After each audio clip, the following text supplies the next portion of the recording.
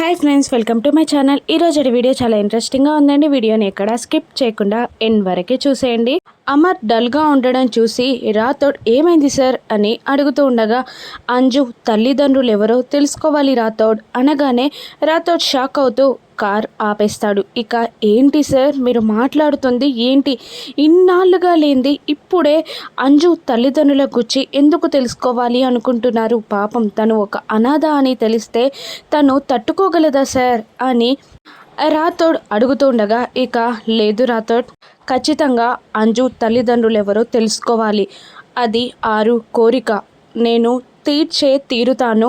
అంజుని అబద్ధాలతో కాకుండా ప్రేమతో, నిజాయితీతో, ఏదైనా తట్టుకునే ధైర్యంతో తనని పెంచాలి అనుకుంటున్నాం. అందుకే తన తల్లిదండ్రులు ఎవరో తెలుసుకోవాలి, తను నీ ఎందుకు వదిలిపెట్టారో కూడా తెలుసుకోవాలన్నది ఆరు కోరిక కాబట్టి నేను అది తీరుతాను అని అంటుంటాడు అమర్. ఇక రాథోడ్, మేడం గారి తల్లిదండ్రుల గురించి తెలుసుకున్న మీకు ఈ యొక్క చిన్న పాప తల్లిదండ్రుల గురించి తెలుసుకోవడం పెద్ద కష్టం కాదు సార్. కానీ ఆ పాపకి నిజం తెలిసిన తర్వాత, మేడం గారు మీరు ఆ పాప తల్లిదండ్రులని తెలిసిన తర్వాత కూడా తను ఆ నిజాన్ని తట్టుకోగల శక్తిని ఆ అమ్మాయికి ఇవ్వమని దేవుణ్ణి వేడుకుంటున్నాను సార్ అని అంటూ ఇక కార్ స్టార్ట్ చేసి మళ్ళీ వెళ్తూ ఉంటాడు. ఇక అక్కడ మనోహరి కార్ కనబడుతుంది అమర్కి.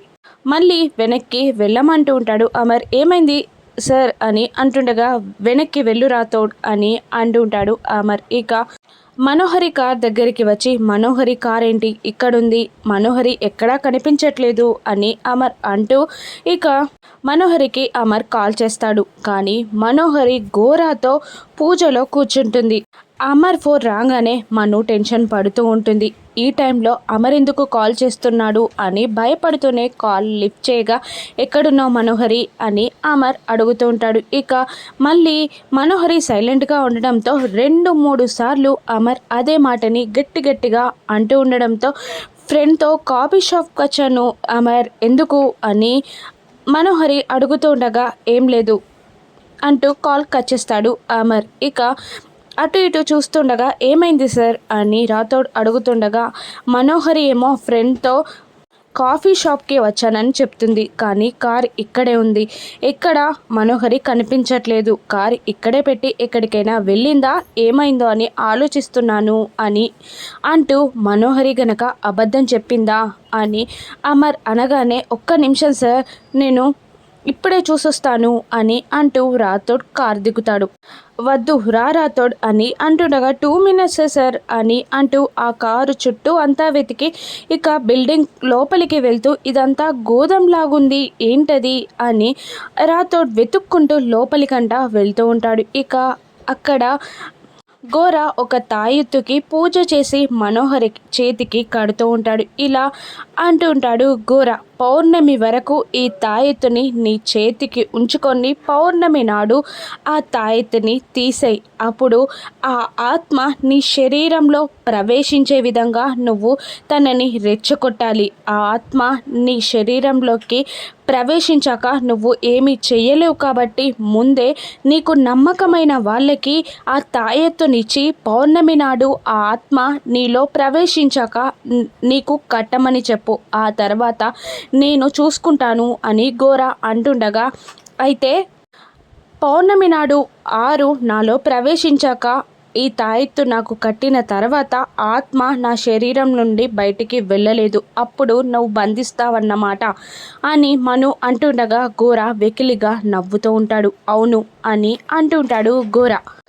ఇక భలే ప్లాన్, ఖచ్చితంగా అమలు చేస్తాను అని అంటూ ఉంటుంది మను. ఇక నువ్వు ఆత్మని బంధించేలా కనుక చేస్తే ఆ తర్వాత అమర్ని, నీ జీవితాన్ని నీ కాళ్ళ దగ్గర పెడతాను, ఈ లోకానికే నేను అధిపతినవుతాను అని అంటూ, అమర్ ఎందుకు కాల్ చేశాడో మర్చిపో అని అంటుంటాడు. ఇక అప్పుడే రాథోడ్ అటువైపుగా వస్తూ ఉండగా అమర్ మళ్ళీ కాల్ చేస్తాడు. ఆ ఫోన్ రింగ్ సౌండ్ మనుగోరాలకి వినబడుతుంది. ఎవరో సౌండ్ వస్తుంది అని అంటుండగా, ఇక్కడ నువ్వు లేను తప్ప ఎవరూ లేరు అని అంటుంటాడు గోరా. లేదు ఫోన్ సౌండ్ వినబడింది అని అంటూ ఉంటుంది మను. ఇక రాథోడ్ కాల్ లిఫ్ట్ చేసి మాట్లాడుతూ ఉంటాడు. నాకు అర్జెంట్ కాల్ వచ్చింది, నువ్వు రా రాథోడ్ అని అమర్ అంటుండగా అలాగే సార్ అని అంటూ రాథోడ్ బయటికి రావడం, మనోహరి వాళ్ళు బయటకు వచ్చి ఎవరున్నారా అని చూడడం రెండు ఒకేసారి జరుగుతుంది.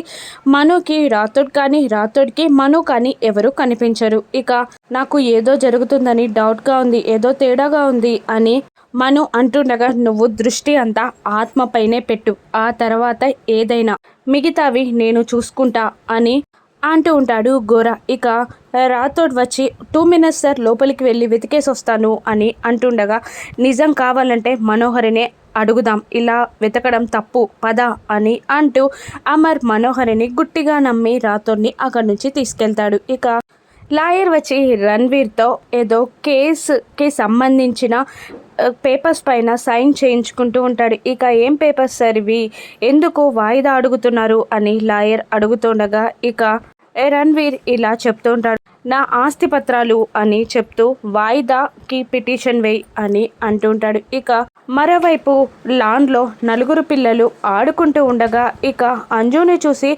ఆరు బాధపడుతూ ఉంటుంది. ఇక నిజం తెలిసాక నీ తల్లిదండ్రులు మేం కాదు వేరే వాళ్ళు అని తెలిసాక కూడా నువ్వు ఇంతే ధైర్యంగా నిలబడాలి అని ఆ దేవుణ్ణి వేడుకుంటున్నాను అని ఆరు అంటూ ఉంటుంది. ఇక యమధర్మరాజు అన్న మాటలు గుప్తాకి గుర్తొచ్చి పౌర్ణమి నాటికల్లా ఆ బాలిక ఏమీ ఆలోచించకుండా చూసుకునే బాధ్యత నీదే అని అనడంతో బాలిక బాలిక అని అరుస్తూ ఉంటాడు గుప్తా.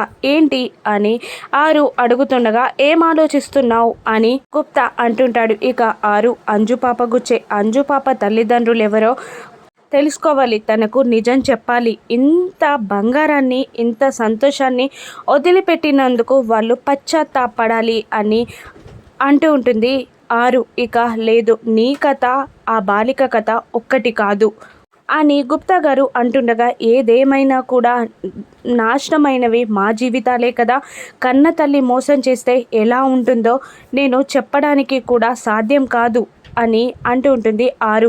నేను మళ్ళీ చెప్తున్నాను, నీ కథ ఆ బాలిక కథ చాలా డిఫరెంట్గా ఉంటుంది, వేరేలా ఉంటుంది. ఆ బాలిక తల్లిదండ్రులు స్వార్థంతో ఆ బాలికని వదిలిపెట్టేశారు అని గుప్తా గారు అంటుంటారు. మరోవైపు లాయర్ తికమక పడుతూ రణ్వీర్ని ఏంటి గడివెందుకు అని అడుగుతుండగా మా నాన్నగారు ఆస్తి అంతా నా కూతురైన దుర్గా పేరు మీద రాశాడు, దుర్గా ఏమో నా దగ్గర లేదు, దుర్గా బ్రతికే ఉందని తీసుకొచ్చి కోర్టులో నిలబెడితేనే నా ఆస్తి నాకు దక్కుతుంది అని రణ్వీర్ చెప్తుండగా ఇక లేకపోతే అని అనేస్తాడు, ఆస్తులన్నీ పోతాయి, కోట్ల రూపాయలు పోతాయి అని రణ్వీర్ అంటుంటాడు. ఇక లాయర్ మనసులోనే అమ్మ ఇన్నాళ్ళు వీడేదో పెద్ద గొప్ప తండ్రి అందుకనే బిడ్డ కోసం వెతుకుతున్నాడు అనుకున్నాను, కానీ ఆస్తి కోసం వెతుకుతున్నాడా వీడు అని మనసులో లాయర్ తిట్టుకుంటూ ఉంటాడు రణ్వీర్ని. ఇక ఒక చిన్న మాట రణ్వీర్, ఇప్పుడు దుర్గా ఎక్కడున్నా తీసుకొచ్చి కోర్టులో నిలబెడతావు, ఆ తర్వాత తనని తీసుకెళ్ళి ఇంట్లో పడేస్తావు, తల్లి లేదు కాబట్టి పని వాళ్ళతోనే ఉండాలి, ఒక చిన్న పిల్లని తీసుకెళ్ళి పంజరంలో పెట్టడం కరెక్టేనా, ఇప్పుడు ఉన్న ఇంట్లో తనకి అన్నీ కరెక్ట్గానే ఉండి అలవాటయ్యుంటుంది కదా వాళ్ళకి అని అంటుండగా అదంతా నాకు అనవసరం, నా ఆస్తి నా కూతురే నాకు ముఖ్యం అని అంటూ ఉంటాడు రణ్వీర్. ఓరి దుర్మార్గుడా, ఆ పాపం ఆ చిన్న పిల్ల ఎక్కడుందో ఏందో, వీళ్ళ స్వార్థాలకి తను బలైపోతుంది అని అంటూ ఉంటాడు లాయర్ మనసులో. ఇక గుప్తా గారిని మళ్ళీ ఆరు ఇలా అడుగుతుంటుంది, అంజు తల్లిదండ్రులు ఎవరో మీకు తెలుసు కదా, చెప్పొచ్చు కదా అని అంటుండగా ఆ నిజం తెలిస్తే నువ్వు తట్టుకోలేవు అని అంటూ ఉంటారు. పర్లేదు చెప్పండి అని అంటుండగా ఇక నిజం నిలకడ మీదే తెలుస్తుంది, తొందరలోనే నీకు తెలుస్తుంది అని అంటూ ఉంటారు గుప్తా గారు. ఇక అబ్బో నిజం చెప్పేసేవాడిలాగే ఫోజులు కొట్టారు కదా అని ఆరు కసురుతూ ఉంటుంది. అప్పుడే మనోహరి